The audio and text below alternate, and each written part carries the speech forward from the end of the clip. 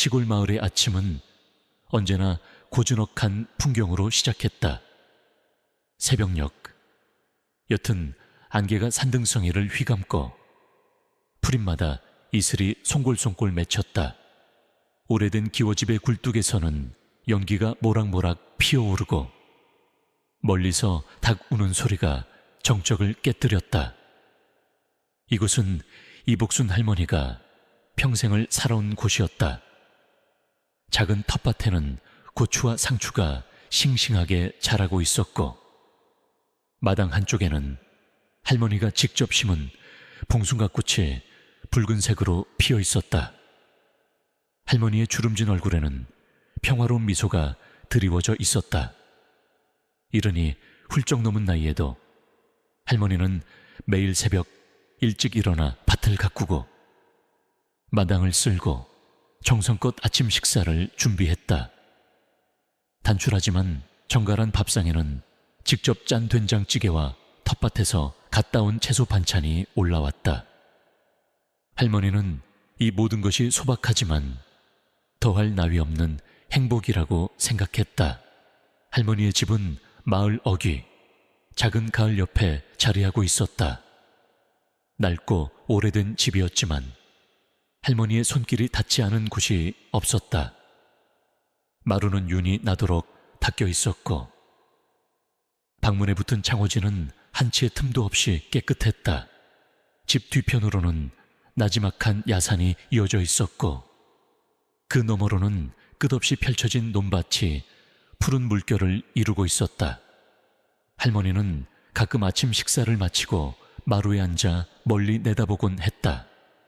어릴 적 이곳에서 뛰어놀던 기억, 남편과 함께 땀 흘려 일구던 논밭, 그리고 자식들을 키워냈던 지난 세월의 흔적들이 주름진 눈가에 아련히 스쳐 지나갔다. 비록 자식들은 모두 도시로 떠나고 홀로 남았지만 할머니는 외롭지 않았다. 자연이 주는 평온함과 이웃들의 따뜻한 정기, 늘 할머니 곁을 지켰다. 어느 날 아침, 마을의 평화를 깨뜨리는 불청객이 찾아왔다. 검은색 고급 승용차 한 대가 할머니의 집 앞에 멈춰 섰고 차에서 내린 사람은 다름 아닌 할머니의 큰아들 이성호와 그의 아내 박미란이었다. 성호는 도시에서 사업을 한다며 허세를 부렸지만 사실은 빚더미에 앉아 허덕이고 있었다. 미란 역시 명품으로 치장하고 있었지만 속으로는 불안감에 시달리고 있었다. 할머니는 예상치 못한 아들, 내외의 방문에 기쁨을 감추지 못했다. 성호야, 미란아, 이게 얼마만이냐? 어쩐 일이니? 할머니는 두 팔을 벌려 그들을 맞이했지만 아들 내외의 얼굴에는 반가움보다는 어딘가 모를 싸늘함이 감돌고 있었다. 어머니, 오랜만에 찾아뵙습니다. 성호는 억지로 미소를 지으며 말했다. 미란 역시 고개를 살짝 숙였을 뿐 아무 말도 하지 않았다. 할머니는 아들 내외를 마루로 안내하며 따뜻한 차를 내주었다. 서울 생활은 괜찮니? 우리 성호는 사업이 잘 된다고 하던데 미란이도 여전히 예쁘고. 할머니는 아무것도 모른 채 아들 내외를 칭찬했다. 그러나 성호의 얼굴에는 복잡한 그림자가 스쳐 지나갔다. 그는 잠시 머뭇거리더니 어렵게 입을 열었다. 어머니, 사실 드릴 말씀이 있습니다. 성호는 애써 침착한 목소리로 말을 이었다. 저희가 요즘 사업이 좀 어렵습니다.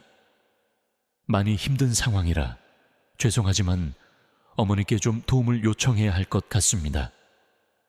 할머니는 아들의 말에 깜짝 놀랐다. 무슨 도움이냐? 네가 사업이 힘들다니. 내가 가진 게 뭐 있다고? 할머니는 가진 것이라곤 이 낡은 집과 텃밭이 전부였다. 성호는 미란과 눈빛을 주고받더니 다시 말했다.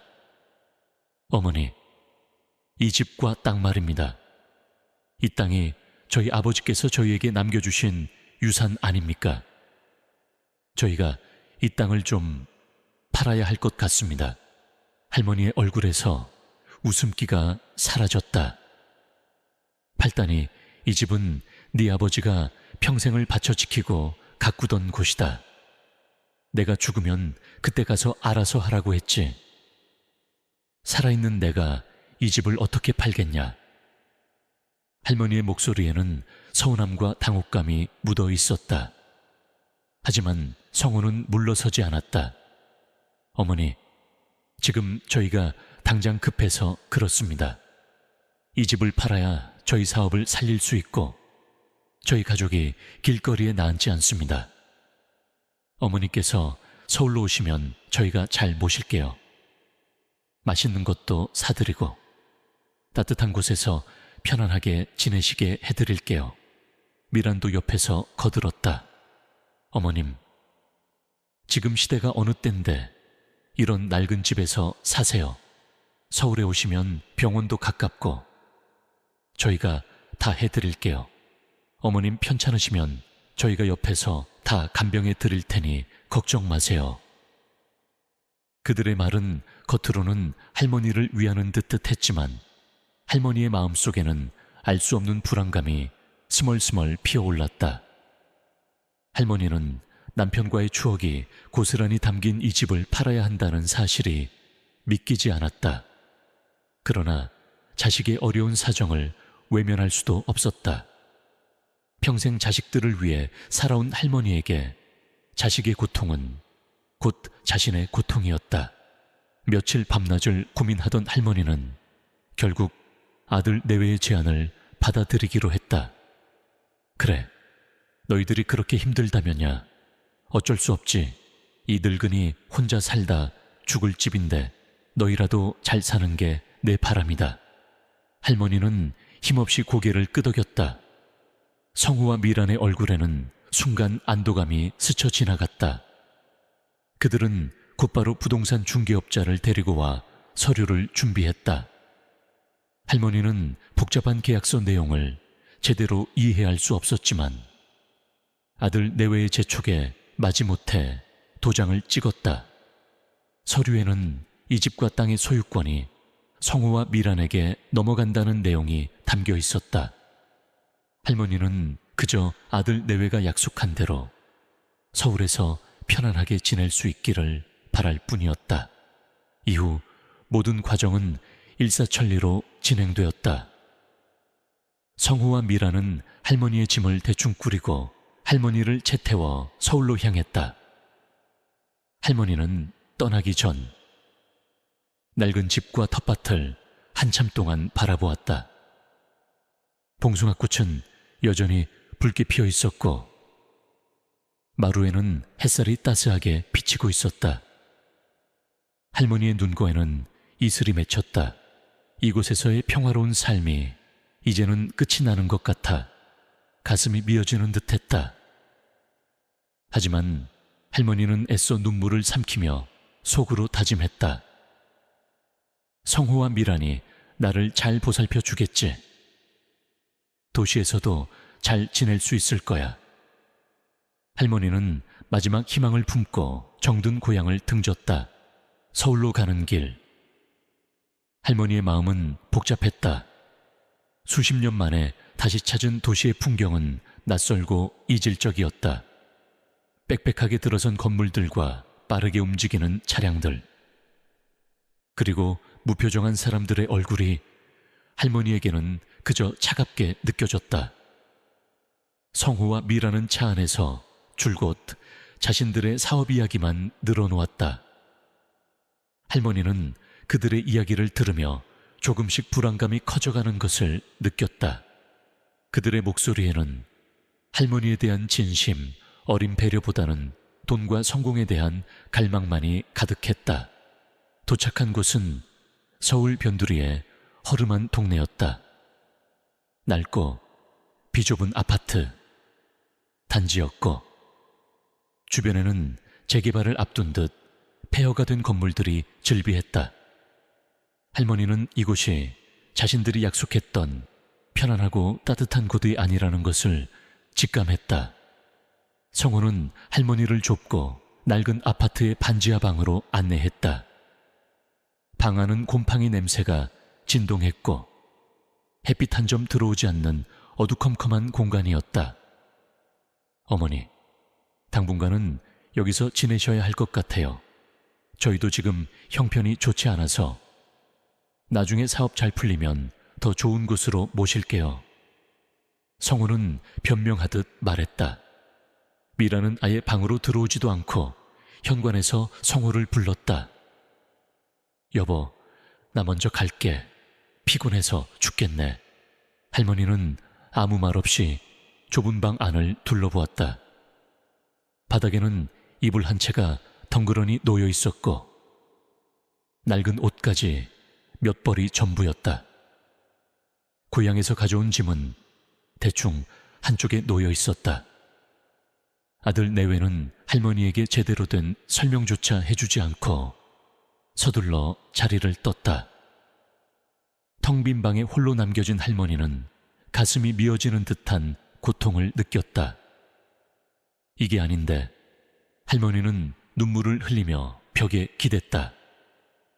도시의 차가운 공기가 할머니의 온몸을 감쌌다.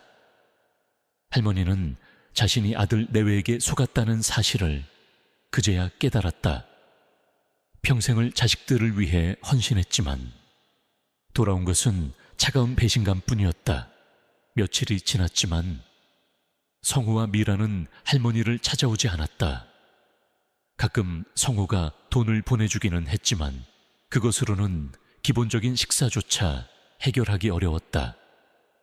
할머니는 낡은 방 안에 홀로 앉아 밥을 지어 먹고 차가운 물로 세수를 했다. 바깥 세상은 할머니에게 너무나도 낯설고 두려운 곳이었다. 창문 밖으로는 시끄러운 자동차 소리와 사람들의 말소리가 끊이지 않았지만 할머니는 그 어떤 것에도 위로를 받을 수 없었다. 시간이 갈수록 할머니는 점점 더 초라하고 외로워졌다. 고향에서의 평화로운 삶은 이제 아련한 꿈처럼 느껴졌다. 할머니는 매일 밤 잠 못 이루며 고향집을 그리워했다. 텃밭의 봉숭아꽃, 가을 물소리, 그리고 마루에 앉아 바라보던 저녁 노을, 그 모든 것이 사무치게 그리웠다. 할머니는 아들 내외에게 전화를 걸었지만 그들은 늘 바쁘다는 핑계로 전화를 받지 않거나 받더라도 형식적인 대답만 하고 끊어버렸다. 어머니, 저희도 지금 바빠 죽겠습니다. 나중에 찾아뵐게요. 그들의 목소리에는 할머니에 대한 짜증이 섞여 있었다. 할머니는 더 이상 아무것도 기대할 수 없다는 것을 깨달았다. 마음속 깊이 쌓인 서운함과 배신감은 할머니의 가슴을 짓눌렀다. 할머니는 창밖을 내다보았다. 희미한 불빛이 깜빡이는 도시의 밤은 할머니에게 더욱더 깊은 외로움을 안겨주었다. 할머니는 문득 자신의 인생이 후회스러웠다. 평생을 남을 위해 살았지만 돌아온 것은 아무것도 없었다. 할머니의 눈에서 뜨거운 눈물이 흘러내렸다. 할머니는 이대로 주저앉을 수 없다고 생각했다. 고향으로 돌아가고 싶다는 간절한 마음이 할머니의 마음속에서 피어났다. 할머니는 낡은 가방을 챙겨 들고 아무도 모르게 집을 나섰다. 어두운 골목길을 헤쳐나가는 할머니의 뒷모습은 한없이 초라했지만 그 발걸음에는 알 수 없는 결심이 담겨 있었다. 서울의 밤거리는 할머니에게 낯설고 위협적이었다. 늦은 시간에도 불야성을 이루는 도시의 풍경은 시골에서 온 할머니에게는 그저 혼란스러울 뿐이었다. 어디로 가야 할지, 무엇을 해야 할지 알 수 없었다. 할머니는 낡은 가방을 움켜쥐고 무작정 발길이 닿는 대로 걸었다. 빌딩 숲 사이를 헤매며 지쳐 쓰러질 것 같았지만 고향으로 돌아가야 한다는 일념 하나로 버텼다. 그러나 밤이 깊어질수록 길은 더욱 막막하게 느껴졌다. 어두컴컴한 골목길을 지나던 할머니는 갑자기 발을 헛디뎌 넘어졌다.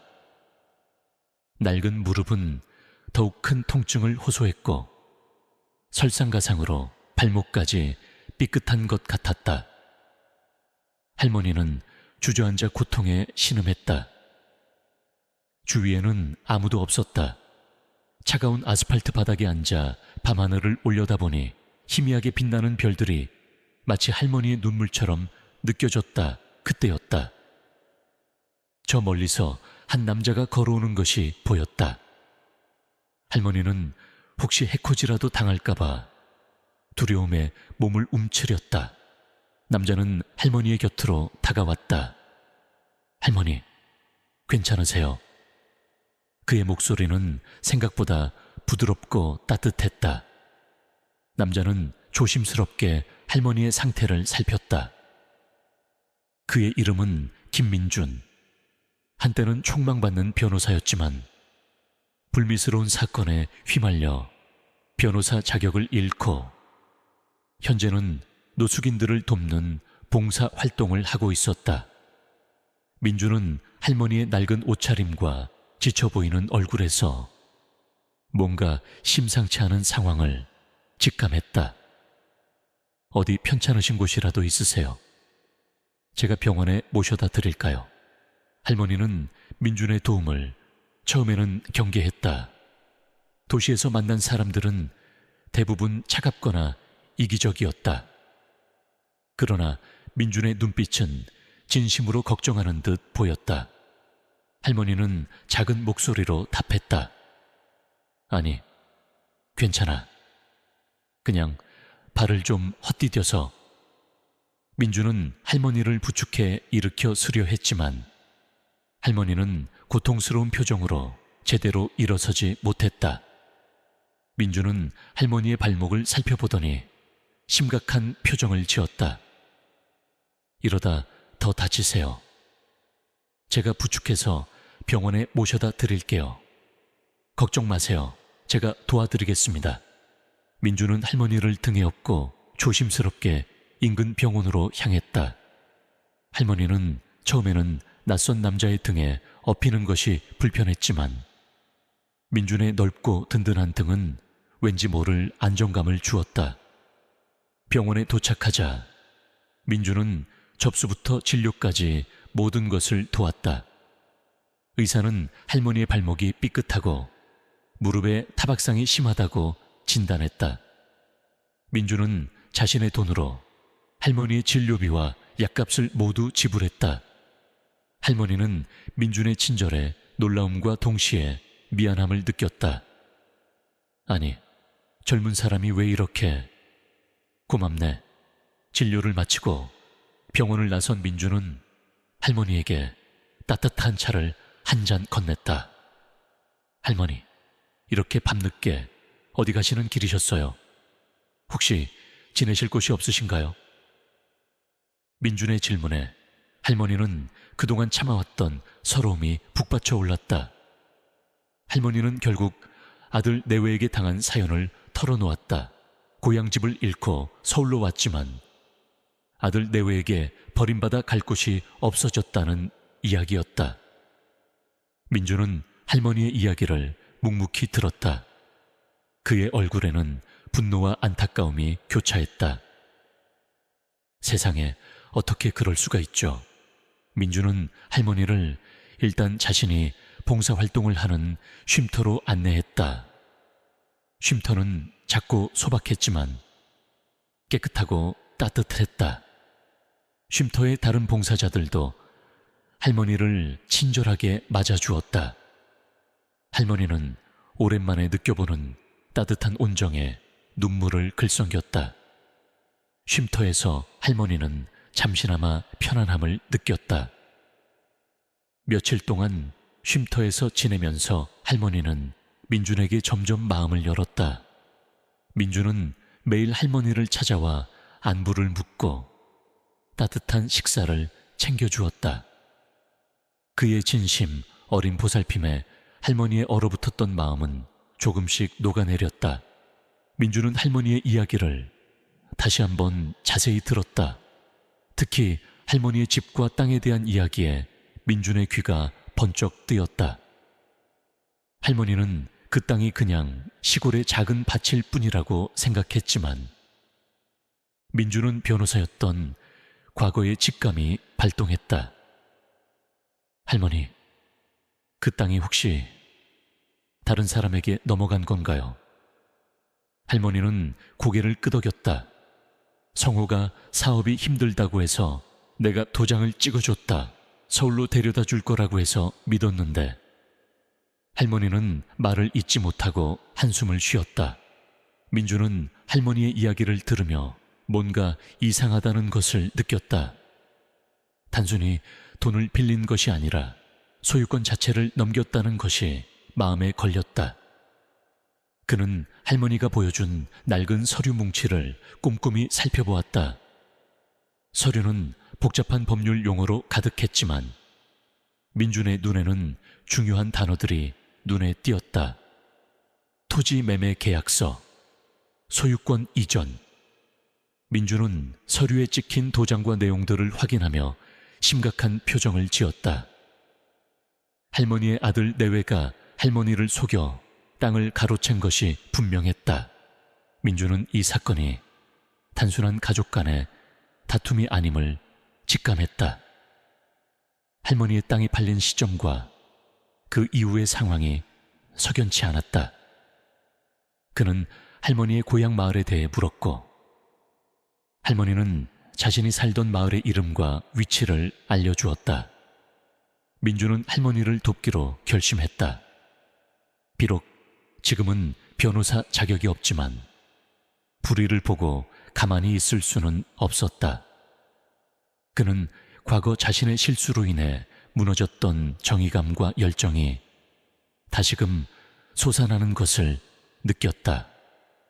이것은 단순히 할머니를 돕는 것을 넘어 스스로를 다시 일으켜 세우는 과정이 될 수도 있었다. 할머니, 제가 할머니를 도와드릴게요. 민준의 말에 할머니는 놀란 표정으로 그를 바라보았다. 뭘 도와준다는 거냐? 할머니는 믿기지 않는다는 듯 되물었다. 할머니의 땅을 다시 찾아드려야죠. 이건 명백한 사기입니다. 민준은 단호하게 말했다. 할머니는 그의 진심이 느껴져 눈시울이 붉어졌다. 할머니는 그동안 겪었던 고통과 서러움이 한꺼번에 밀려와 흐느끼기 시작했다. 민주는 할머니의 어깨를 조용히 토닥이며 위로했다. 다음 날 민주는 할머니의 사연을 알아보기 위해 할머니의 고향 마을로 향했다. 낡은 마을버스를 타고 한참을 달려 도착한 마을은 평화롭고 조용했다. 할머니의 집은 이미 다른 사람에게 팔린 듯 보였다. 민주는 마을 사람들에게 할머니의 아들 내외와 땅에 대해 조심스럽게 물었다. 마을 사람들은 할머니의 딱한 사정을 알고 있었다. 아이고, 복순 할매, 그 아들 내외가 할머니 등쳐먹고 땅 팔아넘겼다는 소문이 파다해요. 한 할머니가 한숨을 쉬며 말했다. 민주는 마을 사람들의 이야기를 들으며 더욱 분노했다. 성우와 미란이 할머니를 어떻게 속였는지, 그리고 그들이 얼마나 비정하게 할머니를 내쫓았는지 생생하게 알 수 있었다. 민주는 땅의 등기부등본을 열람하기 위해 등기소로 향했다. 등기부등본에는 소유권이 성호와 미란에서 미래개발이라는 법인으로 넘어간 것이 명시되어 있었다. 미래개발은 최근 이 지역에 투자하며 급부상하고 있는 신생 회사였다. 민주는 직감했다. 이 회사 뒤에는 뭔가 다른 거대한 세력이 있을 것이라고. 민주는 미래개발의 대표이사 이름을 확인했다. 강태수. 낯선 이름이었지만 그는 어쩐지 모르게 불길한 예감이 들었다. 민주는 미래개발의 사업 내용과 관련된 정보를 검색하기 시작했다. 미래개발은 주로 부동산 개발과 광산 개발 사업을 전문으로 하는 회사였다. 그리고 놀랍게도 미래개발이 최근 대규모 광산 개발을 추진하고 있는 지역이 바로 할머니의 땅이 있는 그 야산 근처였다. 민준의 심장이 빠르게 뛰기 시작했다. 그는 문득 예전 동료였던 이화영이라는 지질학자가 떠올랐다. 이화영은 뛰어난 실력을 가진 지질학자로 한때 민준의 연인이기도 했지만 민준이 변호사 자격을 잃은 후 관계가 소원해졌다. 민준은 마지막 지푸라기라도 잡는 심정으로 이화영에게 연락을 시도했다. 그녀는 현재 국내 굴지의 광물 회사인 대진광업에서 일하고 있었다. 민준은 조심스럽게 할머니의 땅에 대한 이야기를 꺼냈다. 이화영은 처음에는 민준의 갑작스러운 연락과 생뚱맞은 이야기에 당황했지만 민준의 진지한 태도와 할머니의 딱한 사정에 마음이 움직였다. 이화영은 민준에게 할머니의 땅 위치와 지번을 물었다. 그녀는 대진광업에서 진행하는 프로젝트 중 하나가 바로 그 지역 일대의 지질 조사를 포함하고 있다는 것을 확인했다. 이화영은 잠시 망설였다. 회사 기밀일 수도 있는 정보였지만 민준의 간절한 눈빛과 정의로운 마음에 그녀는 결국 도움을 주기로 결심했다. 그녀는 대진광업의 내부 자료를 통해 할머니의 땅 아래에 거대한 광물 자원이 매장되어 있다는 사실을 확인했다. 그 광물은 희귀 광물로 그 가치는 상상을 초월하는 것이었다. 민준아, 네 말이 맞았어. 그 땅 밑에 엄청난 게 묻혀 있어. 우리가 상상하는 것 이상이야. 최소 100조 원 이상 되는 가치일 거야. 이화영의 목소리에는 놀라움과 흥분이 뒤섞여 있었다. 민준은 이화영의 말을 듣고 충격에 휩싸였다. 100조 원 믿을 수 없는 금액이었다. 할머니의 작은 시골 땅 아래에 그런 거대한 보물이 숨겨져 있었다니. 그리고 그 보물을 노린 자들이 할머니를 내쫓고 땅을 가로챘다는 사실에 민준은 더욱 분노했다. 그는 이제 이 싸움이 단순한 사기 사건이 아니라 거대한 권력과 탐욕에 맞서는 정의로운 싸움이 될 것임을 직감했다. 할머니의 잃어버린 평화는 이제 거대한 진실을 밝혀낼 희망의 씨앗이 되어 싹트기 시작했다. 서울의 밤거리는 할머니에게 낯설고 위협적이었다. 늦은 시간에도 불야성을 이루는 도시의 풍경은 시골에서 온 할머니에게는 그저 혼란스러울 뿐이었다. 어디로 가야 할지, 무엇을 해야 할지 알 수 없었다. 할머니는 낡은 가방을 움켜쥐고 무작정 발길이 닿는 대로 걸었다. 빌딩 숲 사이를 헤매며 지쳐 쓰러질 것 같았지만 고향으로 돌아가야 한다는 일념 하나로 버텼다. 그러나 밤이 깊어질수록 길은 더욱 막막하게 느껴졌다. 어두컴컴한 골목길을 지나던 할머니는 갑자기 발을 헛디뎌 넘어졌다. 낡은 무릎은 더욱 큰 통증을 호소했고 설상가상으로 발목까지 삐끗한 것 같았다. 할머니는 주저앉아 고통에 신음했다. 주위에는 아무도 없었다. 차가운 아스팔트 바닥에 앉아 밤하늘을 올려다보니 희미하게 빛나는 별들이 마치 할머니의 눈물처럼 느껴졌다. 그때였다. 저 멀리서 한 남자가 걸어오는 것이 보였다. 할머니는 혹시 해코지라도 당할까봐 두려움에 몸을 움츠렸다. 남자는 할머니의 곁으로 다가왔다. 할머니, 괜찮으세요? 그의 목소리는 생각보다 부드럽고 따뜻했다. 남자는 조심스럽게 할머니의 상태를 살폈다. 그의 이름은 김민준. 한때는 촉망받는 변호사였지만 불미스러운 사건에 휘말려 변호사 자격을 잃고 현재는 노숙인들을 돕는 봉사활동을 하고 있었다. 민주는 할머니의 낡은 옷차림과 지쳐 보이는 얼굴에서 뭔가 심상치 않은 상황을 직감했다. 어디 편찮으신 곳이라도 있으세요? 제가 병원에 모셔다 드릴까요? 할머니는 민준의 도움을 처음에는 경계했다.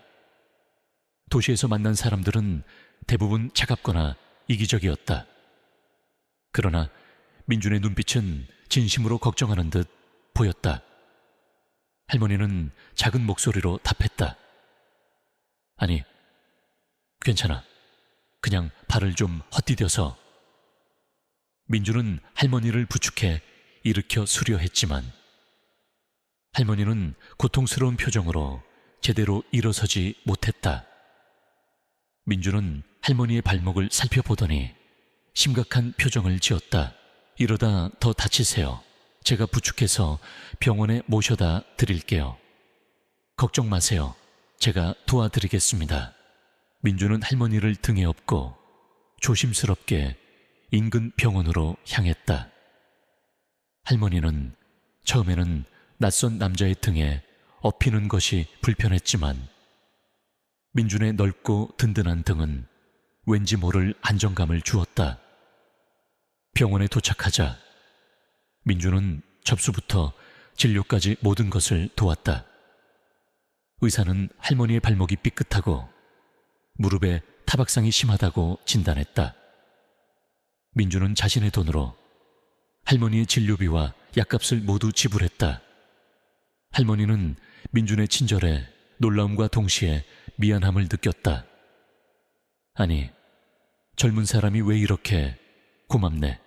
진료를 마치고 병원을 나선 민준은 할머니에게 따뜻한 차를 한 잔 건넸다. 할머니, 이렇게 밤늦게 어디 가시는 길이셨어요? 혹시 지내실 곳이 없으신가요? 민준의 질문에 할머니는 그동안 참아왔던 서러움이 북받쳐 올랐다. 할머니는 결국 아들 내외에게 당한 사연을 털어놓았다. 고향집을 잃고 서울로 왔지만 아들 내외에게 버림받아 갈 곳이 없어졌다는 이야기였다. 민주는 할머니의 이야기를 묵묵히 들었다. 그의 얼굴에는 분노와 안타까움이 교차했다. 세상에 어떻게 그럴 수가 있죠? 민주는 할머니를 일단 자신이 봉사활동을 하는 쉼터로 안내했다. 쉼터는 작고 소박했지만 깨끗하고 따뜻했다. 쉼터의 다른 봉사자들도 할머니를 친절하게 맞아주었다. 할머니는 오랜만에 느껴보는 따뜻한 온정에 눈물을 글썽겼다. 쉼터에서 할머니는 잠시나마 편안함을 느꼈다. 며칠 동안 쉼터에서 지내면서 할머니는 민준에게 점점 마음을 열었다. 민준은 매일 할머니를 찾아와 안부를 묻고 따뜻한 식사를 챙겨주었다.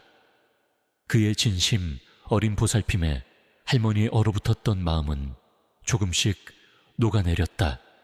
민준은 할머니의 이야기를 다시 한번 자세히 들었다. 특히 할머니의 집과 땅에 대한 이야기에 민준의 귀가 번쩍 뜨였다.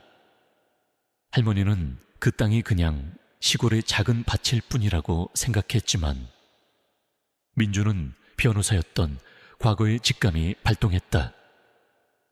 할머니, 그 땅이 혹시 다른 사람에게 넘어간 건가요? 할머니는 고개를 끄덕였다. 성우가 사업이 힘들다고 해서 내가 도장을 찍어줬다. 서울로 데려다 줄 거라고 해서 믿었는데 할머니는 말을 잇지 못하고 한숨을 쉬었다. 민주는 할머니의 이야기를 들으며 뭔가 이상하다는 것을 느꼈다. 단순히 돈을 빌린 것이 아니라 소유권 자체를 넘겼다는 것이 마음에 걸렸다. 그는 할머니가 보여준 낡은 서류 뭉치를 꼼꼼히 살펴보았다. 서류는 복잡한 법률 용어로 가득했지만 민준의 눈에는 중요한 단어들이 눈에 띄었다. 토지매매 계약서, 소유권 이전. 민준은 서류에 찍힌 도장과 내용들을 확인하며 심각한 표정을 지었다. 할머니의 아들 내외가 할머니를 속여 땅을 가로챈 것이 분명했다. 민준은 이 사건이 단순한 가족 간의 다툼이 아님을 직감했다. 할머니의 땅이 팔린 시점과 그 이후의 상황이 석연치 않았다. 그는 할머니의 고향 마을에 대해 물었고, 할머니는 자신이 살던 마을의 이름과 위치를 알려주었다. 민준은 할머니를 돕기로 결심했다. 비록 지금은 변호사 자격이 없지만 불의를 보고 가만히 있을 수는 없었다. 그는 과거 자신의 실수로 인해 무너졌던 정의감과 열정이 다시금 솟아나는 것을 느꼈다. 이것은 단순히 할머니를 돕는 것을 넘어 스스로를 다시 일으켜 세우는 과정이 될 수도 있었다. 할머니, 제가 할머니를 도와드릴게요. 민준의 말에 할머니는 놀란 표정으로 그를 바라보았다. 뭘 도와준다는 거냐? 할머니는 믿기지 않는다는 듯 되물었다. 할머니의 땅을 다시 찾아드려야죠. 이건 명백한 사기입니다. 민준은 단호하게 말했다. 할머니는 그의 진심이 느껴져 눈시울이 붉어졌다. 할머니는 그동안 겪었던 고통과 서러움이 한꺼번에 밀려와 흐느끼기 시작했다. 민준은 할머니의 어깨를 조용히 토닥이며 위로했다. 다음 날, 민준은 할머니의 사연을 알아보기 위해 할머니의 고향 마을로 향했다. 낡은 마을버스를 타고 한참을 달려 도착한 마을은 평화롭고 조용했다. 할머니의 집은 이미 다른 사람에게 팔린 듯 보였다. 민준은 마을 사람들에게 할머니의 아들 내외와 땅에 대해 조심스럽게 물었다. 마을 사람들은 할머니의 딱한 사정을 알고 있었다. 아이고, 복순 할매. 그 아들 내외가 할머니 등쳐먹고 땅 팔아넘겼다는 소문이 파다해요. 한 할머니가 한숨을 쉬며 말했다. 민준은 마을 사람들의 이야기를 들으며 더욱 분노했다. 성호와 미란이 할머니를 어떻게 속였는지, 그리고 그들이 얼마나 비정하게 할머니를 내쫓았는지 생생하게 알 수 있었다. 민준은 땅의 등기부등본을 열람하기 위해 등기소로 향했다. 등기부등본에는 소유권이 성호와 미란에서 미래개발이라는 법인으로 넘어간 것이 명시되어 있었다. 미래개발은 최근 이 지역에 투자하며 급부상하고 있는 신생회사였다. 민준은 직감했다. 이 회사 뒤에는 뭔가 다른 거대한 세력이 있을 것이라고. 민준은 미래개발의 대표이사 이름을 확인했다. 강태수. 낯선 이름이었지만 그는 어쩐지 모르게 불길한 예감이 들었다. 민준은 미래개발의 사업 내용과 관련된 정보를 검색하기 시작했다. 미래개발은 주로 부동산 개발과 광산 개발 사업을 전문으로 하는 회사였다. 그리고 놀랍게도 미래개발이 최근 대규모 광산 개발을 추진하고 있는 지역이 바로 할머니의 땅에 있는 그 야산 근처였다. 민준의 심장이 빠르게 뛰기 시작했다. 그는 문득 예전 동료였던 이화영이라는 지질학자가 떠올랐다. 이화영은 뛰어난 실력을 가진 지질학자로 한때 민준의 연인이기도 했지만 민준이 변호사 자격을 잃은 후 관계가 소원해졌다. 민준은 마지막 지푸라기라도 잡는 심정으로 이화영에게 연락을 시도했다. 그녀는 현재 국내 굴지의 광물 회사인 대진광업에서 일하고 있었다. 민준은 조심스럽게 할머니의 땅에 대한 이야기를 꺼냈다.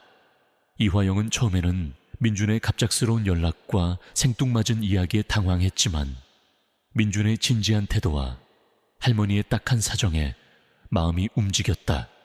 이화영은 민준에게 할머니의 땅 위치와 집원을 물었다. 그녀는 대진 광업에서 진행하는 프로젝트 중 하나가 바로 그 지역 일대의 지질 조사를 포함하고 있다는 것을 확인했다. 이화영은 잠시 망설였다. 회사 기밀일 수도 있는 정보였지만 민준의 간절한 눈빛과 정의로운 마음에 그녀는 결국 도움을 주기로 결심했다. 그녀는 대진 광업의 내부 자료를 통해 할머니의 땅 아래에 거대한 광물 자원이 매장되어 있다는 사실을 확인했다. 그 광물은 희귀 광물로 그 가치는 상상을 초월하는 것이었다. 민준아, 네 말이 맞았어. 그 땅 밑에 엄청난 게 묻혀 있어. 우리가 상상하는 것 이상이야. 최소 100조 원 이상 되는 가치일 거야. 이화영의 목소리에는 놀라움과 흥분이 뒤섞여 있었다. 민준은 이화영의 말을 듣고 충격에 휩싸였다. 100조 원 믿을 수 없는 금액이었다. 할머니의 작은 시골 땅 아래에 그런 거대한 보물이 숨겨져 있었다니. 그리고 그 보물을 노린 자들이 할머니를 내쫓고 땅을 가로챘다는 사실에 민준은 더욱 분노했다. 그는 이제 이 싸움이 단순한 사기 사건이 아니라 거대한 권력과 탐욕에 맞서는 정의로운 싸움이 될 것임을 직감했다. 할머니의 잃어버린 평화는 이제 거대한 진실을 밝혀낼 희망의 씨앗이 되어 싹트기 시작했다. 민준은 이화영의 말을 듣고 망연자실했다.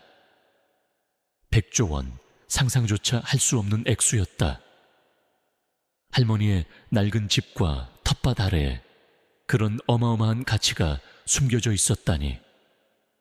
이화영은 민준의 충격에 공감하듯 조용히 덧붙였다. 민준아, 이건 단순한 개인 사기가 아니야. 이 정도 가치의 광물이라면 분명 거대한 세력이 뒤에 있을 거야. 게다가 미래개발이라는 회사가 최근 그 지역에서 수상할 정도로 활발하게 움직이고 있다는 정보도 있어. 이건 너 혼자서 감당할 수 있는 일이 아닐 수도 있어. 이화영의 우려에도 불구하고 민준의 결심은 더욱 굳건해졌다. 아니, 이화영, 오히려 더 명확해졌어. 할머니가 왜 그렇게 비참하게 내쫓겼는지. 그 땅을 차지하려는 탐욕스러운 자들의 음모 때문이었어. 나는 할머니의 억울함을 꼭 풀어드려야 해. 그리고 이 거대한 부패를 세상에 알려야 해. 민준의 눈빛에는 정의감과 함께 과거의 실패를 만회하려는 듯한 강한 의지가 엿보였다. 이화영은 그런 민준의 모습에서 한때 자신이 사랑했던 정의롭고 열정적인 변호사의 모습을 다시 보았다.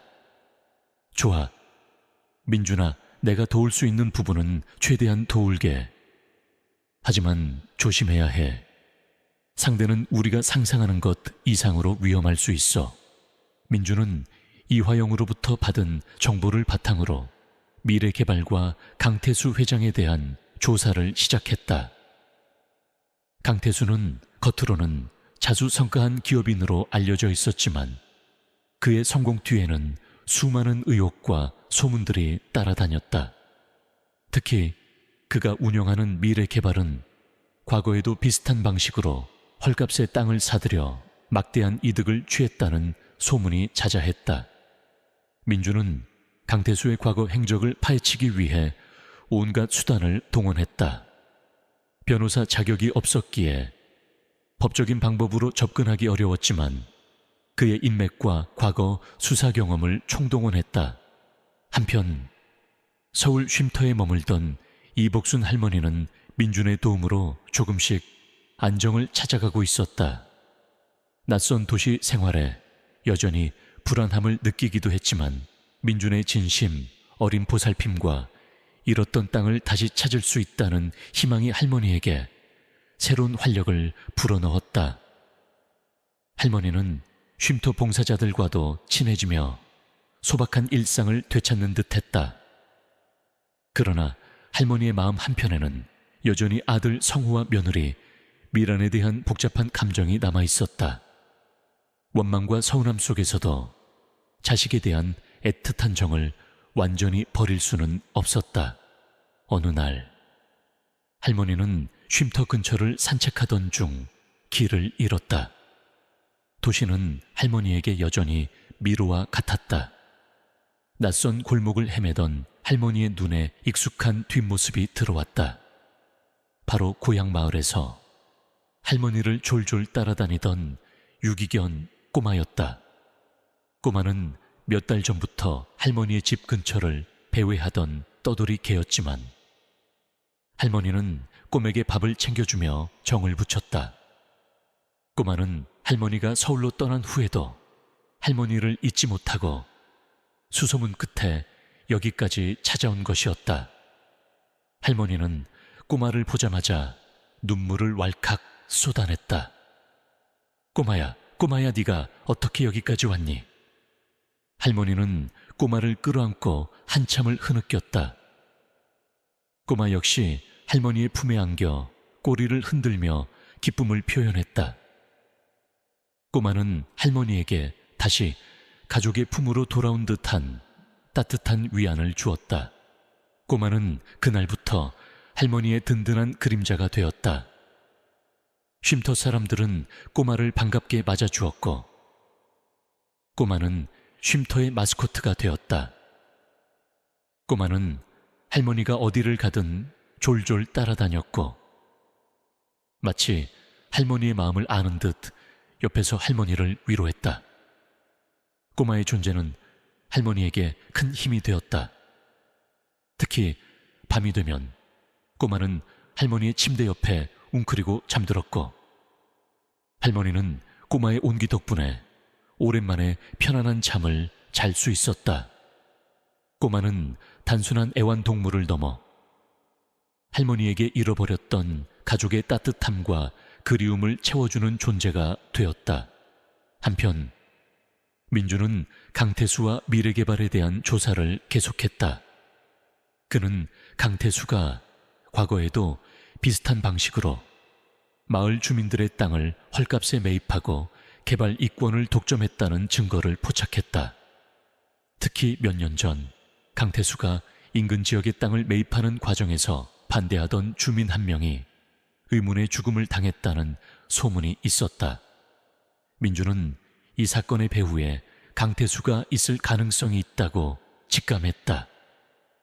그는 과거 사건 기록과 주민들의 증언을 수집하며 강태수의 어두운 실체를 파헤치기 시작했다.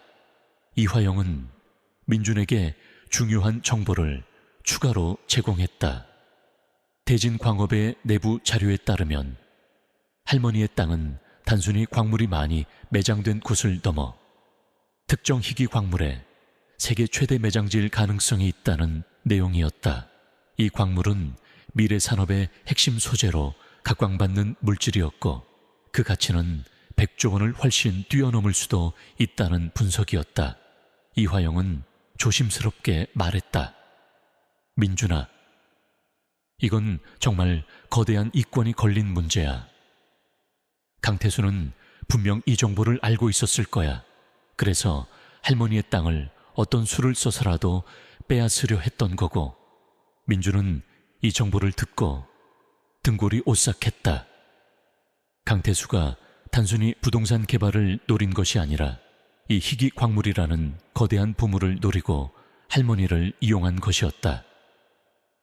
민주는 강태수의 사무실을 찾아갔다. 겉으로는 번지르르한 대기업 사무실이었지만 민주는 그 안에서 탐욕의 냄새를 맡았다. 강태수는 민준의 방문에 여유로운 미소를 지었다. 젊은 사람이 무슨 일로 나를 찾아왔나? 나는 김민준 변호사님께 드릴 말씀이 없습니다만 민준은 강태수의 비아냥거림에도 흔들리지 않았다. 강태수 회장님, 이복순 할머니의 땅에 대해 할 말이 있습니다. 그 땅은 정당하게 매입한 것이 아닙니다. 할머니를 속여 가로챈 땅입니다. 민주는 단호하게 말했다. 강태수는 껄껄 웃으며 말했다. 무슨 소린가? 다 정식 절차를 거쳐 매입한 땅이야. 자식들이 직접 팔겠다고 서류에 도장까지 찍었는데 이제 와서 무슨 딴소리인가? 강태수의 눈빛에는 비웃음과 경멸이 담겨 있었다. 그 땅 아래에 무엇이 묻혀 있는지 회장님은 알고 계셨겠죠. 민주는 강태수의 표정을 주시하며 말했다.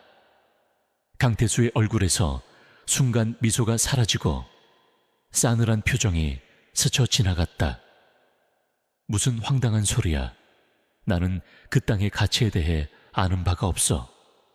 그저 평범한 시골 땅일 뿐이지. 강태수는 애써 침착하게 대답했지만 그의 목소리에는 미세한 떨림이 감지되었다. 민주는 강태수가 거짓말을 하고 있다는 것을 확신했다. 강태수는 곧 태도를 바꾸어 민준에게 협박을 가하기 시작했다. 김민준 변호사, 자네는 과거의 변호사. 자격도 박탈당한 주제에 감히 누구를 건드리려 하는가? 자네가 나를 건드리면 어떤 일이 벌어질지 상상이나 해봤나? 어리석은 짓 하지 말고 빠져라.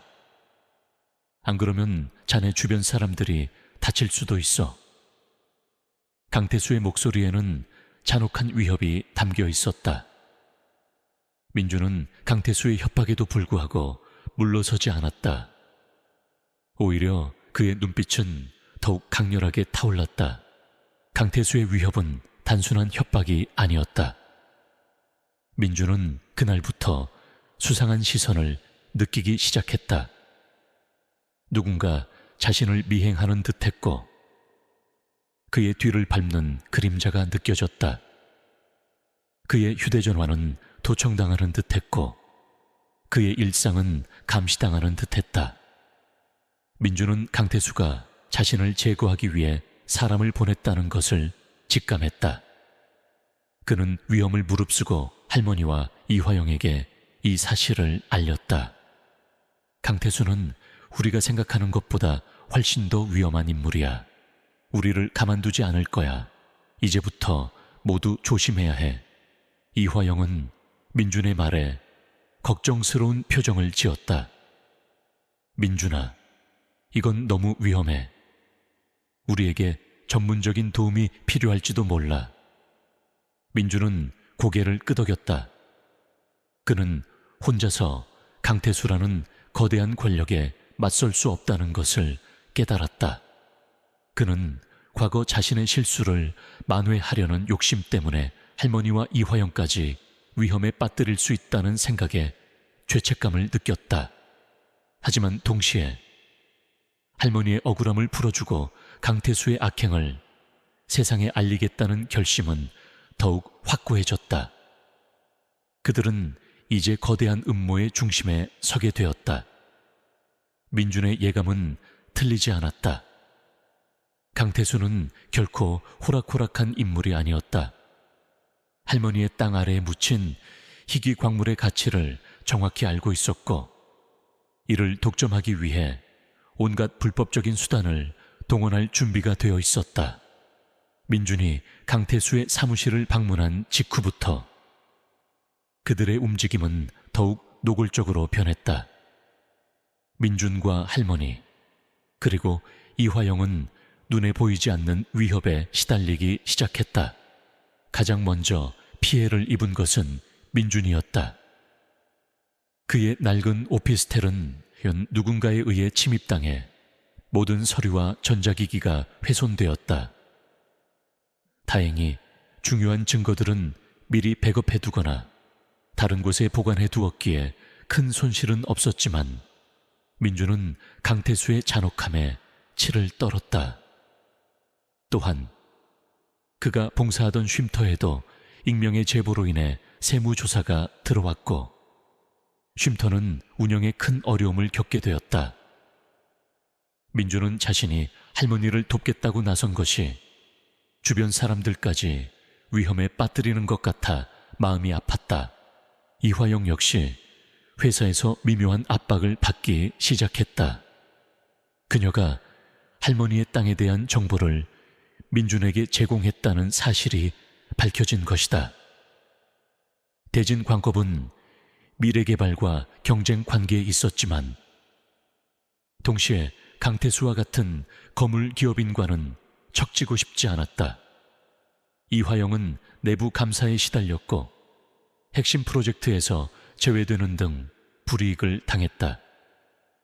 하지만 이화영은 굴하지 않았다. 민준과 함께 진실을 밝히는 것이 옳다고 믿었기 때문이다. 민준아, 나는 괜찮아. 우리는 여기서 포기할 수 없어. 이제는 우리 모두의 문제가 됐으니까. 강태수의 압박은 할머니에게까지 미쳤다. 아들 이성호와 며느리 박미란을 이용하는 것이었다.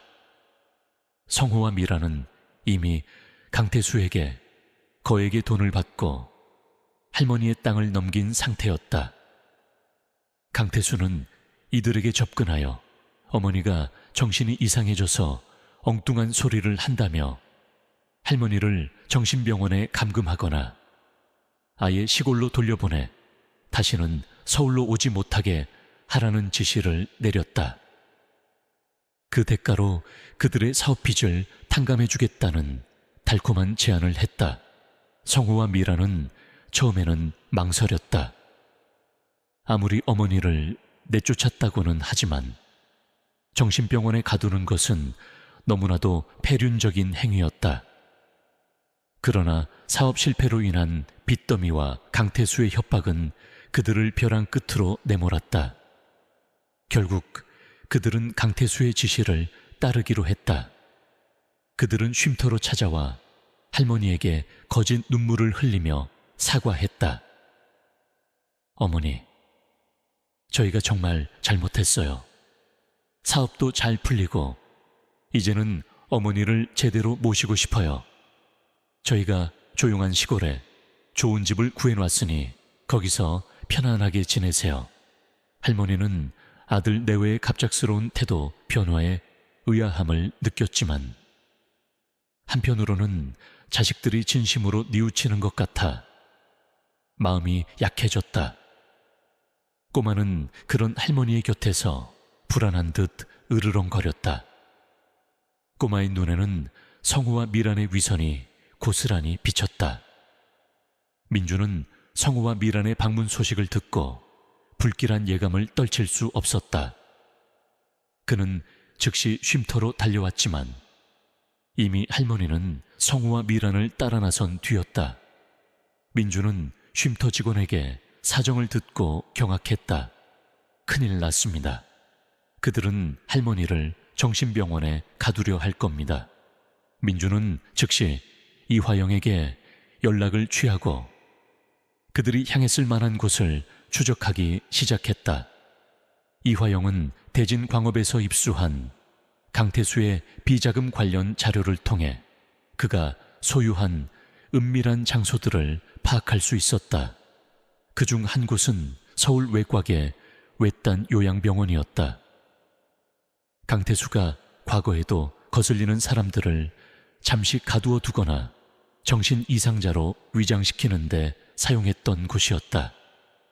민주는 직감적으로 그곳이 할머니가 끌려간 곳임을 알아챘다. 민주는 망설일 틈도 없이 차를 몰아 요양병원으로 향했다. 그가 도착했을 때 병원 안에서는 할머니를 병실로 끌고 가려는 성호와 미란, 그리고 병원 직원들의 실랑이가 벌어지고 있었다. 할머니는 필사적으로 저항하고 있었다. 이놈들아, 내가 정정하다. 여기가 어디라고 나를 끌고 와. 나는 너희들을 믿었는데. 할머니의 절규는 병원 복도에 울려 퍼졌다. 꼬마는 할머니의 다리 사이를 이리저리 오가며 지저댔고 병원 직원들을 물어뜯으려 위협했다. 민준이 현장에 도착하자마자 그는 상황을 파악하고 소리쳤다. 당장 멈춰요. 이건 명백한 납치이자 감금입니다. 제가 이복순 할머니의 법률 대리인입니다. 민준의 등장에 성우와 미라는 당황한 기색을 역력히 드러냈다. 네가 왜 여기에? 성우는 얼굴이 창백해져 민준을 노려보았다. 민준은 아랑곳하지 않고 할머니에게 다가가 그녀를 보호했다. 꼬마는 민준의 다리에 몸을 비비며 반가워했다. 그때 병원 안에서 건장한 남자들이 튀어나왔다. 김진우였다. 강태수의 오른팔인 그는 싸늘한 눈빛으로 민준을 노려보았다. 어디서 나타난 파리 새끼가 감히 회장님 일을 방해하나. 당장 꺼지지 못할까. 진우는 민준에게 달려들었다. 민준은 전직 변호사였지만 싸움에는 익숙하지 않았다. 진우의 주먹이 민준의 얼굴을 강타했다. 민준은 휘청거렸지만 할머니를 보호하려는 일념 하나로 버텼다. 진우는 민준을 무자비하게 폭행하기 시작했다. 할머니는 민준이 자신 때문에 위험에 처하는 것을 보고 눈물을 흘렸다. 그만하라니까. 내버려둬 제발. 할머니의 애원에도 진우는 멈추지 않았다. 그때 꼬마가 맹렬하게 진우에게 달려들어 그의 다리를 물어뜯었다. 진우는 고통에 찬 비명을 지르며 꼬마를 떼어내려 했지만 꼬마는 끈질기게 매달렸다. 꼬마 덕분에 민준은 잠시 숨을 돌릴 수 있었다. 그 순간 요란한 사이렌 소리와 함께 경찰차가 병원 입구에 도착했다. 이화영이 민준의 연락을 받고 경찰에 신고한 것이었다. 경찰의 등장에 진우와 병원 직원들은 당황하며 멈칫했다. 성우와 미라는 얼굴이 사색이 되어 도망치려 했다. 경찰은 상황을 파악하고 진우와 병원 직원들을 제지했다. 민준은 피투성이가 된 얼굴로 경찰에게 모든 상황을 설명했다. 할머니 역시 울먹이며 아들 내외의 만행과 강태수의 음모를 증언했다. 경찰의 조사가 시작되자 성우와 미라는 자신들이 강태수에게 이용당했음을 인정할 수밖에 없었다. 그들은 할머니를 정신병원에 감금하라는 강태수의 지시를 받았다는 사실을 털어놓았다. 이로써 강태수의 악랄한 음모가 세상에 드러나는 시작점이 되었다. 하지만 강태수는 여전히 모든 것을 부인하며 자신은 아무것도 모르는 일이라고 발뺌했다. 경찰은 강태수를 직접 소환하여 조사할 수는 없었지만 이 사건을 계기로 강태수와 미래개발에 대한 대대적인 수사가 시작되었다. 할머니는 민준과 꼬마의 도움으로 다시 쉼터로 돌아올 수 있었다. 할머니는 민준의 상처투성이 얼굴을 보며 미안함과 고마움에 눈물을 흘렸다. 민준아, 나 때문에 네가 다쳤구나. 정말 미안하다. 민준은 애써 웃으며 할머니를 안심시켰다. 아닙니다. 할머니. 할머니는 아무 잘못 없으세요. 오히려 할머니 덕분에 제가 다시 살아갈 힘을 얻었어요. 민준의 말에는 진심이 담겨 있었다. 꼬마는 할머니의 품에 안겨 민준의 다친 얼굴을 핥으며 위로했다. 이 사건으로 인해 할머니는 더욱 강해졌다.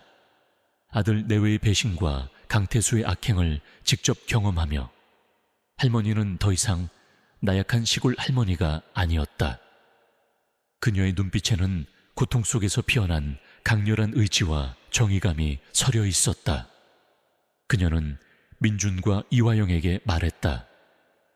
나는 이대로 물러서지 않을 거다. 내 땅은 물론이고 강태수라는 악마가 벌인 모든 죄를 세상에 드러낼 거다.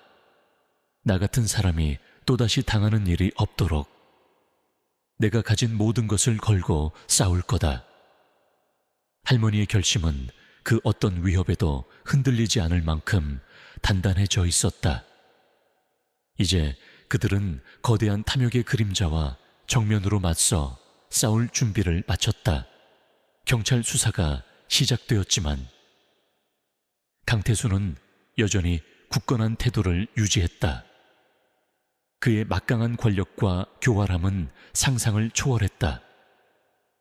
강태수는 수많은 변호사를 고용하여 법망을 교묘하게 빠져나갔고 언론을 조작하여 자신의 이미지를 세탁하려 했다.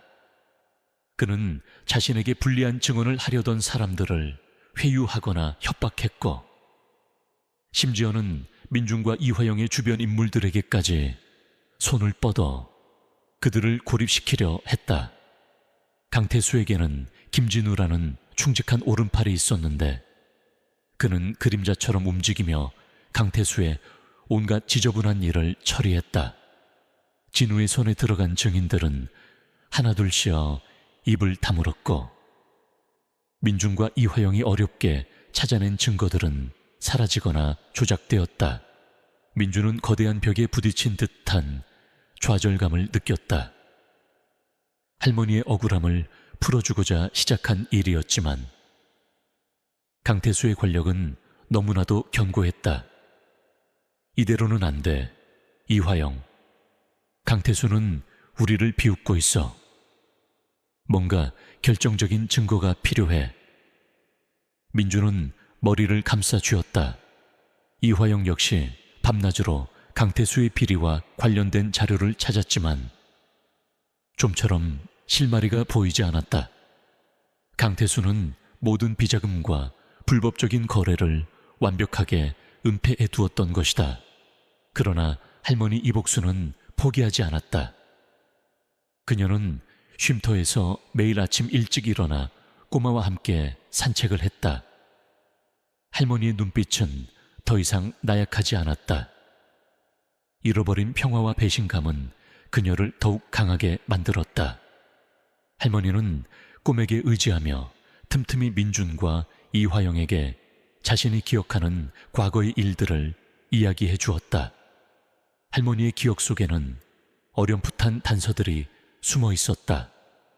남편이 생전에 늘 광물을 캐는 꿈을 꾸었다고 이야기했던 것, 그리고 남편이 죽기 전 아끼던 낡은 나무 상자를 남겼다는 것 등이었다.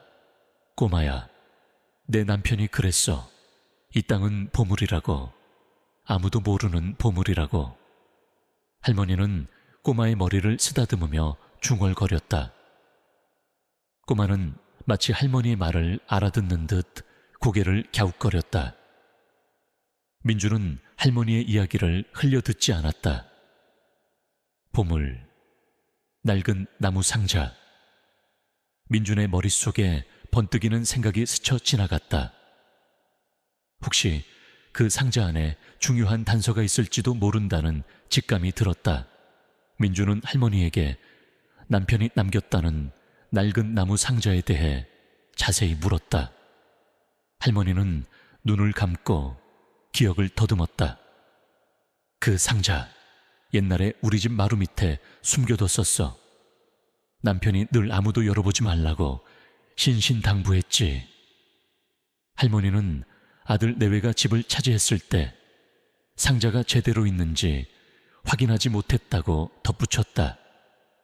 민주는 즉시 할머니의 옛집으로 향했다. 이미 새로운 주인이 들어와 있었지만 민주는 사정 설명을 하고 양해를 구해 집 안을 둘러보았다. 그러나 마루 밑을 아무리 찾아봐도 상자는 보이지 않았다. 민주는 허탈했다. 어쩌면 성우와 미란이 집을 비우면서 상자를 버렸을 수도 있었다. 그러나 꼬마는 달랐다. 꼬마는 민준이 집을 수색하는 내내 불안한 듯 킁킁거리며 냄새를 맡더니 갑자기 집 뒤편의 텃밭으로 달려갔다. 꼬마는 텃밭 한 구석에 흙을 파헤치기 시작했다. 민주는 꼬마의 행동에 의아했지만 혹시나 하는 마음에 꼬마가 파는 곳을 함께 파헤쳤다. 그리고 놀랍게도 그곳에는 낡은 보자기에 쌓인 작은 나무 상자가 묻혀 있었다. 상자 안에는 먼지 쌓인 낡은 노트와 몇 장의 사진, 그리고 빛바랜 광물 샘플 몇 조각이 들어있었다. 노트는 할머니의 남편이 직접 쓴 지질조사 일지였다.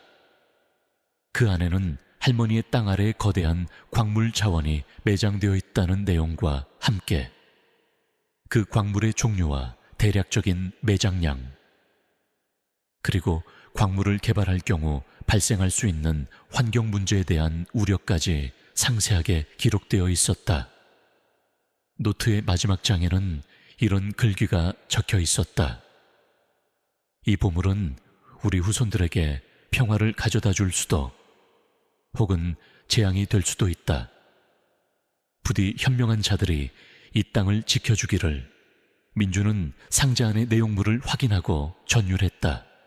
이것이 바로 강태수의 악행을 밝혀낼 결정적인 증거였다. 할머니의 남편은 이미 오래전에 이 땅의 가치를 알고 있었고 혹시 모를 미래를 대비하여 증거를 숨겨두었던 것이다. 민주는 이화영에게 즉시 연락했다. 이화영은 상자 안의 광물 샘플과 노트를 확인하고 경악했다. 민준아, 이건 대박이야. 이 노트에 적힌 광물은 우리가 추정했던 것보다 훨씬 더 희귀한 광물이야. 그리고 샘플의 성분 분석 결과도 이 노트의 내용과 정확히 일치해. 이건 빼도 박도 못하는 증거야. 이 증거를 바탕으로 민주는 다시 한번 경찰과 언론에 접촉했다. 이번에는 강태수도 더 이상 발뺌할 수 없었다. 할머니의 남편이 직접 기록한 지질 일지와 광물 샘플은 강태수가 할머니의 땅 아래에 묻힌 보물의 가치를 미리 알고 있었다는 명백한 증거가 되었다. 언론은 할머니의 사연과 거대 기업의 탐욕적인 음모를 대서특필하기 시작했다. 백조 광산이라는 제목으로 연일 보도되었고 국민들은 이 사건에 분노하며 할머니에게 응원의 메시지를 보냈다. 여론의 압박이 거세지자 강태수는 위기에 몰렸다. 그는 김진우에게 마지막 지시를 내렸다. 무슨 수를 써서라도 김민준과 이화영을 제거해. 그리고 그 증거들을 없애버려. 진우는 강태수의 명령을 받고 민준과 이화영을 습격했다. 늦은 밤 민준의 오피스텔에 침입한 진우와 그의 부하들은 민준과 이화영을 제압하려 했다. 격렬한 몸싸움이 벌어졌고 민준은 과거의 실수로 무너졌던 자신감을 되찾은 듯 필사적으로 저항했다. 이화영 역시 민준을 돕기 위해 용감하게 맞섰다. 하지만 진우와 그의 부하들은 수가 많았고 그들은 무자비했다. 민준은 주먹과 발길질에 쓰러졌고 이화영 역시 팔이 꺾이는 부상을 입었다. 진우는 승리의 미소를 지으며 민준의 손에서 증거가 담긴 상자를 빼앗으려 했다. 그때였다. 꼬마가 어디선가 나타나 진우의 다리를 물어뜯었다. 꼬마는 맹렬하게 진우에게 달려들었고 진우는 고통에 찬 비명을 지르며 꼬마를 떼어내려 했다. 꼬마는 할머니의 곁에서 늘 할머니를 지켜주었던 것처럼 이제는 할머니를 돕는 민준과 이화영을 보호하려 했다. 꼬마 덕분에 민준은 잠시 숨을 돌리고 마지막 힘을 다해 진우를 제압했다. 그 사이 이화영은 찢어진 팔을 부여잡고 미리 신고해둔 경찰에 다시 한번 전화를 걸어 위치를 알렸다. 진우는 경찰이 오기 전에 서둘러 도주하려 했지만 이미 늦었다. 사이렌 소리와 함께 경찰이 도착했고 진우와 그의 부하들은 현장에서 체포되었다. 그들은 민준과 이화영에게 상해를 입히고 증거를 인멸하려 한 혐의로 구속되었다. 강태수에게는 치명적인 타격이었다. 그의 오른팔이 붙잡혔고 그의 음모는 더 이상 숨길 수 없게 되었다. 이 사건으로 인해 강태수는 궁지에 몰렸다. 김진우의 입에서 강태수의 모든 지시와 비리들이 쏟아져 나왔고 할머니의 남편이 남긴 결정적인 증거와 함께 강태수는 법의 심판대에 오르게 되었다. 그의 추악한 탐욕과 잔혹한 권력 남용은 온 세상에 드러났다. 할머니 이복수는 더 이상 세상의 무지렁이 할머니가 아니었다. 그녀는 거대한 불의에 맞서 싸워 이긴 용감한 투사가 되어 있었다. 민주는 할머니의 곁에서 그녀를 든든하게 지지했고 이화영은 자신의 지식과 용기로 진실을 밝히는데 결정적인 역할을 했다. 이제 그들은 최후의 심판을 향해 나아가고 있었다. 강태수에 대한 수사는 급물살을 탔다. 김진우의 자백은 물론 할머니 남편의 지질 일지, 그리고 이화영이 대진 광업에서 입수한 내부 자료들이 결정적인 증거가 되었다. 언론은 연일 100조 원 광산 사기 사건을 대서특필했고 강태수를 향한 국민들의 비난 여론은 들불처럼 번졌다. 강태수는 언론 플레이를 통해 자신의 무죄를 주장하려 했지만 그의 과거 비리들이 하나둘씩 수면 위로 떠오르면서 그의 이미지는 걷잡을 수 없이 추락했다. 마침내 강태수에 대한 공판이 시작되었다. 대한민국 재계를 뒤흔든 세기의 재판이었다. 민주는 변호사 자격이 박탈된 상태였지만 할머니의 법률 대리인으로서 법정에 섰다. 그의 옆에는 이화영이 증인으로 자리했고 꼬마는 법정 밖에 설치된 대형 스크린을 통해 할머니와 민준을 지켜보고 있었다. 법정 안은 언론인들과 방청객들로 발 디딜 틈 없이 북적였다. 할머니 이복수는 한복을 곱게 차려입고 증인석에 앉았다. 주름진 얼굴에는 평생을 살아온 고뇌와 함께 불의에 맞서는 강인한 의지가 서려 있었다. 강태수는 최고급 변호인단을 고용하여 할머니의 증언을 폄하하고 민준의 주장을 거짓으로 몰아갔다. 이복순 증인은 노령으로 인한 인지 능력 저하로 허황된 주장을 하고 있습니다. 김민준 전 변호사는 개인적인 원한으로 강태수 회장님을 모함하고 있습니다. 강태수 측 변호인의 공격적인 질문에도 할머니는 침착하게 자신이 겪은 모든 일을 담담하게 이야기했다. 그녀의 진심 어린 증언은 법정 안을 숙연하게 만들었다. 그녀의 목소리에는 슬픔과 분노, 그리고 공평한 정의를 바라는 간절함이 담겨 있었다. 민주는 할머니 남편의 지질 일지와 광물 샘플, 그리고 이화영의 전문가적 분석을 증거로 제시했다. 피고인 강태수는 이복순 할머니의 땅 아래에 묻힌 희귀 광물의 가치를 미리 알고 있었습니다. 그는 탐욕을 위해 한 노인의 평화로운 삶을 송두리째 파괴하고 그녀의 정당한 유산을 불법적으로 강탈했습니다.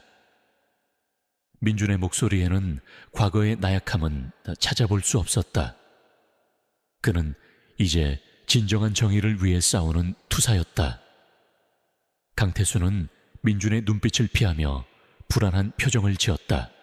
재판은 예상보다 치열하게 전개되었다. 강태수 측은 할머니의 아들 이성우와 며느리 박미란을 증인으로 신청했다. 성우와 미란은 법정에 들어서면서 고개를 숙였다. 그들의 얼굴에는 죄책감과 동시에 아직 강태수의 그림자에서 완전히 벗어나지 못한 두려움이 섞여 있었다. 성호는 강태수 측 변호사의 유도 질문에 따라 할머니가 자발적으로 땅을 팔았고 자신들이 할머니를 성심성의껏 보살피려 했다고 거짓 증언을 하려 했다. 증인, 당신은 어머니 이복순 여사에게 땅을 팔라고 종용했습니까? 아닙니다. 어머니께서 직접 팔겠다고 하셨습니다. 증인은 어머니를 서울 변두리 반지하방에 유기하고 심지어 정신병원에 감금하려 했습니까? 그것은 오해입니다. 어머니가 잠시 기억에 혼란이 오셔서 저희가 병원에 모셔다 드리려 했던 것뿐입니다. 성호의 변명에 방청석에서는 야유가 터져 나왔다. 할머니는 아들의 거짓말에 눈물을 흘렸다.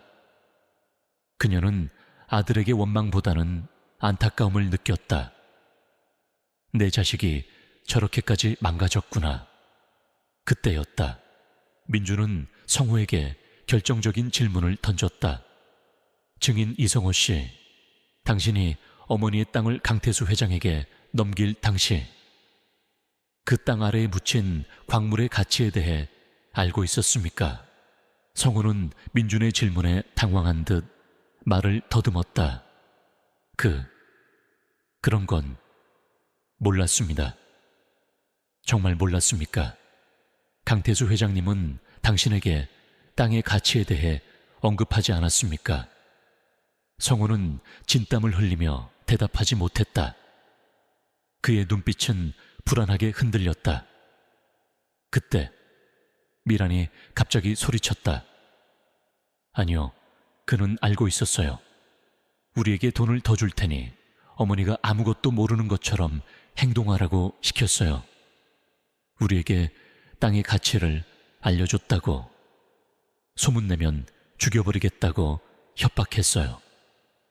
미란의 목소리에는 공포와 함께 그동안 눌러왔던 진실이 터져 나왔다. 그녀는 더 이상 강태수의 거짓말에 동조할 수 없었다.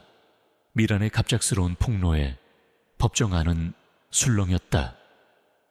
강태수는 분노에 찬 눈빛으로 미란을 노려보았다. 진우 역시 싸늘한 눈빛으로 미란을 쳐다봤지만 미란은 더 이상 두려워하지 않았다. 그녀는 모든 것을 털어놓기로 결심했다. 성호는 아내의 갑작스러운 폭로에 놀랐지만 이내 체념한 듯 고개를 떨구었다.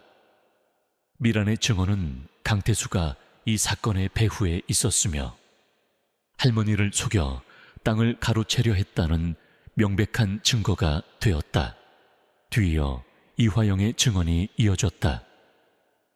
그녀는 할머니 남편의 지질 일지와 광물 샘플을 바탕으로 해당 광물의 정확한 종류와 상상을 초월하는 가치를 과학적으로 증명했다. 이화영은 대진광업의 내부 자료를 통해 강태수가 이 광물에 대한 정보를 이미 오래전부터 입수하고 있었다는 사실까지 폭로했다. 그녀의 증언은 강태수의 탐욕과 계획적인 범죄를 만천해 드러내는 결정적인 한 방이었다. 재판은 이제 강태수에게 불리하게 돌아가기 시작했다. 강태수 측 변호인단은 모든 증거를 부인하려 했지만 미란의 증언과 이화영의 과학적인 증명 앞에서 그들의 주장은 힘을 잃었다. 마지막으로 민주는 할머니의 억울함과 함께 이 사회의 약자들이 거대 권력에 의해 어떻게 유린당하는지를 호소하며 최후 변론을 펼쳤다. 그의 변론은 단순한 법적 주장을 넘어 인간적인 연민과 정의에 대한 강렬한 열망을 담고 있었다. 마침내 판결이 선고되었다. 피고인 강태수는 이복순 여사의 재산을 편취하고 폭력을 사주하여 증거인멸을 시도한 혐의가 인정됩니다. 이에 피고인 강태수에게 징역 15년을 선고합니다. 판사의 선고가 끝나자 법정 안에서는 환호와 함께 박수가 터져 나왔다. 강태수는 믿을 수 없다는 듯 얼굴이 굳어졌고 그의 변호인단은 망연자실했다. 김진우 역시 중형을 선고받았다. 공정한 법의 심판이 내려진 순간이었다. 할머니는 눈물을 흘렸다. 그녀의 눈물은 슬픔이 아닌 해방과 감격의 눈물이었다. 오랜 시간 동안 짓눌렸던 억울함과 고통이 한순간에 씻겨 내려가는 듯했다. 민주는 할머니의 손을 잡았다. 할머니, 이제 다 끝났습니다. 공의가 이겼습니다. 이화영도 할머니를 안아주었다. 꼬마는 법정 밖 대형 스크린을 보며 컹컹 짖어댔다. 마치 할머니의 승리를 축하하는 듯했다. 성호와 미라는 법정 밖에서 경찰에게 연행되었다. 그들은 할머니를 속이고 협조한 죄로 처벌을 받아야 했다. 하지만 그들의 눈빛에는 후회와 함께 일말의 안도감이 섞여 있었다. 강태수의 그림자에서 벗어났다는 해방감이었다. 할머니는 그들을 용서하기로 했다. 너희도 어쩔 수 없었겠지. 이제라도 죄를 뉘우치고 새 삶을 살아라. 할머니의 따뜻한 말 한마디는 그들에게 큰 위안이 되었다. 공의는 실현되었고 오랜 싸움은 마침내 끝을 맺었다. 할머니의 땅 아래에 묻힌 보물은 이제 더 이상 탐욕의 대상이 아닌 그녀의 용기와 희생의 상징이 되었다. 강태수와 김진우에게 합당한 법의 심판이 내려지고 이복순 할머니의 승리는 전국에 알려졌다. 할머니는 더 이상 불쌍한 시골 노인이 아니었다. 그녀는 용기와 지혜로 거대 권력에 맞서 싸워 이긴 영웅이었다. 할머니의 이야기는 수많은 사람들에게 희망과 용기를 주었다. 언론은 그녀를 정의의 할머니라 칭송했고 그녀의 이름은 약자들에게는 희망의 상징이 되었다. 할머니는 자신의 땅 아래에 묻혀있던 100조 원이 넘는 광산의 권리를 되찾았다. 엄청난 부를 손에 넣게 된 것이었다. 그러나 할머니는 그 돈으로 사치스러운 삶을 살지 않았다. 그녀는 가장 먼저 고향 마을로 돌아갔다. 낡은 집은 새로운 주인이 살고 있었지만 할머니는 자신이 살던 땅과 마주하는 것만으로도 마음의 평화를 얻었다. 할머니는 자신에게 돌아온 광산 개발 이익금의 상당 부분을 사회에 환원하기로 결심했다. 그녀는 고향 마을에 이복순 나눔 재단을 설립했다. 재단의 첫 번째 사업은 마을의 노후화된 시설을 보수하고 젊은 사람들이 돌아올 수 있도록 새로운 일자리를 창출하는 것이었다. 할머니는 마을의 최신식 의료시설을 갖춘 작은 병원을 짓고 어르신들을 위한 경로당을 현대화했다. 또한 광산 개발로 인한 환경 피해를 최소화하고 지속 가능한 발전을 도모하기 위해 친환경 기술 개발에도 투자했다. 할머니의 노력으로 마을은 활기를 되찾기 시작했다. 도시로 떠났던 젊은이들이 다시 고향으로 돌아왔고 마을은 다시 생기로 가득 찼다. 민주는 할머니의 곁에서 그녀의 든든한 조력자가 되었다. 할머니 사건을 해결한 후 그는 다시 변호사 자격을 회복했다. 그의 이야기는 젊은 변호사들에게 귀감이 되었고 그는 수많은 약자들의 목소리가 되어주었다. 민주는 이복순 나눔 재단의 법률 자문을 맡으며 할머니의 선한 영향력을 사회 곳곳에 전파하는 데 기여했다. 그의 눈빛에는 과거의 그림자는 찾아볼 수 없었다. 그는 이제 정의와 신념으로 가득 찬 진정한 변호사가 되어 있었다. 이화영 역시 자신의 분야에서 더욱 큰 성과를 이루었다. 그녀는 할머니의 광산 개발 프로젝트에 참여하여 환경을 보호하면서도 효율적인 광물 채굴 방법을 연구했다. 그녀는 대진 광업에서 능력을 인정받아 승진했고 새로운 지질학 기술 개발에 앞장섰다. 이화영은 민준과의 관계도 회복했다. 두 사람은 서로의 아픔을 보듬어주고 함께 미래를 설계하는 동반자가 되었다. 때로는 연인처럼, 때로는 동지처럼 서로를 의지하며 각자의 자리에서 빛을 발했다. 할머니의 든든한 친구이자 가족이었던 꼬마는 할머니의 곁을 한시도 떠나지 않았다. 꼬마는 할머니의 품에서 잠들고 할머니가 산책할 때는 항상 옆에서 꼬리를 흔들었다. 꼬마는 단순한 애완동물이 아닌 할머니의 슬픔과 기쁨을 함께 나누는 진정한 가족이었다. 꼬마는 할머니의 마스코트가 되어 마을 사람들의 사랑을 듬뿍 받았다. 할머니는 꼬마를 통해 얻은 위안과 사랑을 잊지 않았다. 한편 할머니의 아들 이성우와 며느리 박미라는 재판에서 자신들의 죄를 인정하고 속죄의 시간을 가졌다. 그들은 강태수에게 이용당했지만 어머니를 배신하고 욕보인 죄를 면할 수는 없었다.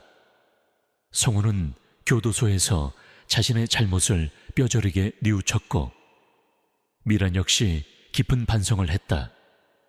할머니는 그들을 용서했다.